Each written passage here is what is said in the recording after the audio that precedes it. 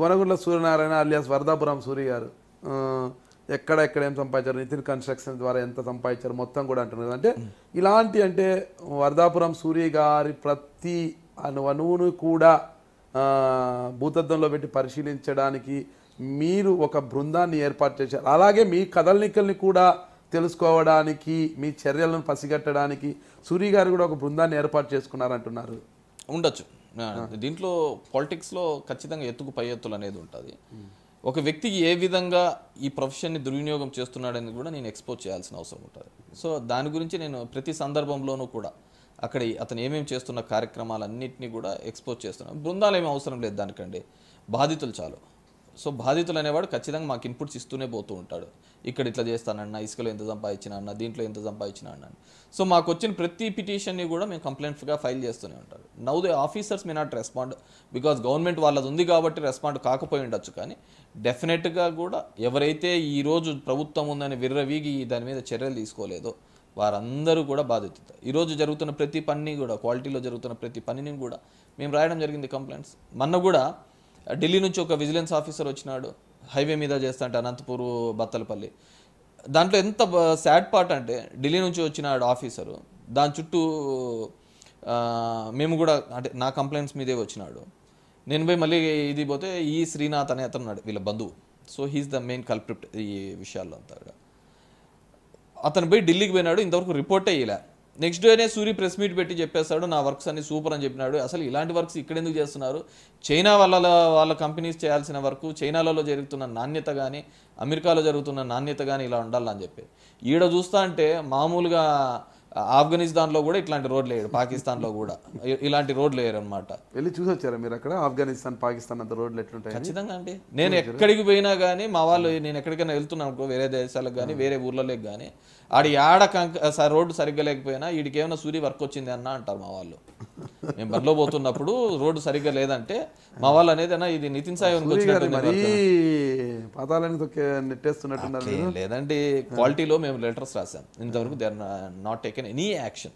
రావడానికి కూడా భయపడుతున్న సందర్భంలో ఉన్నారు ఉద్యోగస్తులు. మీరు పాకిస్తాన్ వెళ్ళి పాకిస్తాను, ఆఫ్ఘనిస్తాన్లో రోడ్లను పరిశీలించారా? అవునండి. చంద్రుల్లో నీళ్లు లేవనడానికి చంద్రుని దగ్గరికి పోవక్కర్లేదు. మార్స్లో నీకు నీటి జాడ లేదు, ఆక్సిజన్ లెవెల్స్ లేవనడానికి మనం అక్కడికే వెళ్ళక్కర్లేదు. సో ఏ దేశంలో ఎక్కడ ఏ విధంగా ఉన్నది implementation everything in hand. So as I told, నేను చెప్పినట్టుగా ప్రాక్టికల్ గా మేము ఎక్కడికైనా వెళ్ళినప్పుడు మాత్రం చెప్తూ ఉంటారు. మా ధర్మవరంలో మీరు రోడ్లు చూసినా కానీ మీకు అర్థమైతా ఉంటాయి, తెలిసిపోతుంటాయి. ధర్మవరం రోడ్లు బాగున్నాయి కదా, విశాలమైన రోడ్లు, సిసి రోడ్స్ అంతా కూడా విశాలవంతమైన ఫ్లైఓవర్ ఇవన్నీ నేనే ఇచ్చినది, వాళ్ళేమే ఇచ్చినది. మరి పేరు ఉంది ఎన్టీ రామారావు అంటే ఉపరితల, నేను కట్టించిన కాలనీకి పేర్లు పెట్టారు, నేను కట్టించిన ఫ్లైఓవర్స్ కి దాని మీద నాన్న పేరు మీదనే జియో తెచ్చింటే. వీళ్ళు చేసినది ఏంటంటే సక్సెస్ఫుల్ గా జియో క్యాన్సిల్ చేసి కొత్త జియో తీసుకొని రావడం జరిగింది.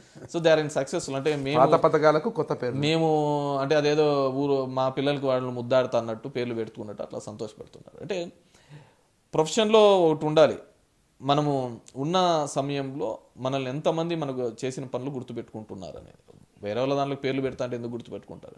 ఈరోజు రాజశేఖర రెడ్డిని ఎందుకు గుర్తుపెట్టుకుంటున్నారు? ఎన్టీ రామారావుని ఎందుకు గుర్తుపెట్టుకుంటున్నాడు?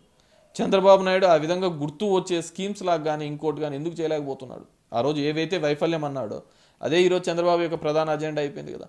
ఫీజు రియంబర్స్మెంట్ కావచ్చు, ఆరోగ్యశ్రీ కావచ్చు, ఈ జలయజ్ఞం కావచ్చు, రుణమాఫీ కావచ్చు, ఫార్మర్ అనే కమ్యూనిటీని పైకి తీసుకునేది కావచ్చు, ఇవన్నీ ఆ రోజు రాజశేఖర రెడ్డి క్రియేట్ చేసిన అజెండానే కదా. సో ఎవడైనా కానీ అలాంటి మంచి పనులు చేస్తే చిరస్థాయిగా నిలిచిపోతారు, పేర్లు మారిస్తే మాత్రం ఉండరండి. ఒకటి అర్థం కాని పరిస్థితి ఏమంటే ధర్మవరంలో ఈరోజు 10 మంది కేతిరెడ్డి గారి ఆధ్వర్యంలో ఒక గ్రామస్తులు వచ్చి వైఎస్ఆర్సీపీ కండువా కప్పుకుంటే అదే గ్రామంలో మరికొంతమంది పసుపు కండువా కప్పుకుంటున్నారు. అంటే చేరికలు అనేది సమపాలనలో పోతున్నాయి అన్నమాట. ఇక్కడ ఎవరి బలం ఎక్కువ, ఎవరి బలం తక్కువ అని తెలుసుకోకుండా చేరికలు ఈ విధంగా వెళ్ళిపోతున్నాయి. ఏంటి ఈ చేరికల పరిస్థితి అసలు? డెఫినెట్గా అండి, నేను దానికోసమే ఏం చేస్తున్నామంటే 90% మేము వాళ్ళ సభ్యత కార్డులు కూడా తీసుకుంటున్నామండి.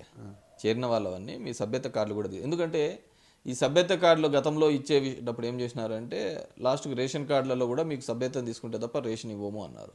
సో సభ్యత కార్డులు ఉన్న వాళ్ళందరూ కూడా ఇది చేయడం లేదు. ఎండ్ ఆఫ్ ది డే సరే మేము మా ప్రయత్నాలు వాళ్ళ ప్రయత్నాలు వాళ్ళు చేస్తూ ఉంటారు. కానీ మనమన్నా సాటిస్ఫై కావాలి కదా, మనం నలుగురిని చేర్పించి 400 మంది అని చెప్పలేము. సో మా వాదన మేము ప్రతిసారి వాళ్ళు చేర్పించినామంటే, కొన్ని ఊర్లలో వాళ్ళు 60 కుటుంబాలు చేర్పించినామన్నారు. ఒక ఆకుతోటపల్లి అనే విలేజ్ ఉంది ఇక్కడ రావుల చెరువు దాంట్లో. ఆ ఊర్లో ఉండేదే 40 కుటుంబాలు. 4 కుటుంబాలకి వాళ్ళు 40 కుటుంబాలు 60 కుటుంబాలు చేర్పించినారు అన్నారు. అంటే ఊరంతా పోయినట్ట. So there should be Suri యొక్క స్ట్రాటజీ, తెలుగుదేశం యొక్క స్ట్రాటజీ ఈడొస్తే అబ్బో పులి అని, అక్కడేదో జరిగిపోతుందని ఇక్కడేదో జరిగిపోతుందని ఒక మేనేజ్మెంట్తో చూపించడము. ఇవన్నీ మనం చూసినాం కదా. సెటిలర్స్ ఉన్న వాళ్ళందరూ తెలుగుదేశం వెంబడే అనేది ఒక హైప్ క్రియేట్ చేపించడము. అట్లా ఒక్కో చోట ఒకటి చాలా సక్సెస్ఫుల్గా చేయగలుగుతారు వాళ్ళు. ఎండ్ ఆఫ్ ది డే మేము లాస్ట్ అయినాం కాబట్టి వచ్చే ప్రతి ఓట్ని కూడా అది మాకు పడుతుందనే ఆశతో పోవాల్సిందే. సో అంటే ధర్మవరంలో మీరు చేసిన అభివృద్ధి తప్పితే వరదాపురం సూరి గారు వచ్చిన తర్వాత, ఎమ్మెల్యేగా బాధ్యతలు చేపట్టిన తర్వాత అభివృద్ధి ఏమీ లేదంటారా? డెఫినెట్గా ఇక్కడ అభివృద్ధి చెందినది ఒకరే, సూరి. అభివృద్ధి చెందినది సూరి తప్ప ధర్మవరం పట్టణం కాదు, ధర్మవరం నియోజకవర్గం కాదు. డెఫినెట్గా అతను తప్ప, అతను వేసిన రోడ్లలో అతనే అభివృద్ధి చెందినాడు. క్వాలిటీ ఆఫ్ వర్క్ చేయకపోగా ఈరోజు ఇంకా నేను పెట్టిన డ్రింకింగ్ వాటర్ ప్రాజెక్ట్సే ఇంతవరకు కూడా కంప్లీట్ చేయలేకపోయినాడు. అప్పుడు శాంక్షన్ చేసినది, తర్వాత ₹1 కూడా 4.5 సంవత్సరాల్లో తాగునీరు చేయడం. నేను అందుకే నా మొదటి అజెండా సూరికి కావాల్సింది కంకర, ఇసుక అమ్ముకోవడం. ఆ రెండు అమ్ముకోవడం తప్ప ఇంకా వేరేది ఆలోచనే లేదు. కాబట్టి I'm confining him to the only ఏ విధంగా అతను అభివృద్ధి చెందినాడు, తన ఆస్తులు ఏ విధంగా పెరిగినాయి, తన లావాదేవీలు, తన డబ్బులు ఎంతెంత పెరిగినాయి, తన టర్న్ ఓవర్ ఎంత పెరిగినాయి అనేది కంప్లీట్గా, ఇదేం నేను హైడ్ చేసేది కదా. ఇన్కమ్ ట్యాక్స్లలో అతను ఫైల్ చేసిన రిపోర్ట్స్లలో ఉంటాయి, ఎవ్రీథింగ్ దొరికిపోతాయండి. అంటే గతంలో మీరు చేసిన తరహాలోనే రోడ్ వైండింగ్ పనులు కావచ్చు, ఈ బత్తలపల్లి మార్గంలో రోడ్ వైండింగ్ పనులు కావచ్చు, టోల్ గేట్ విషయాలు కావచ్చు, ప్రతి అంశంలోనూ ముందడుగులోనే ఉన్నారు.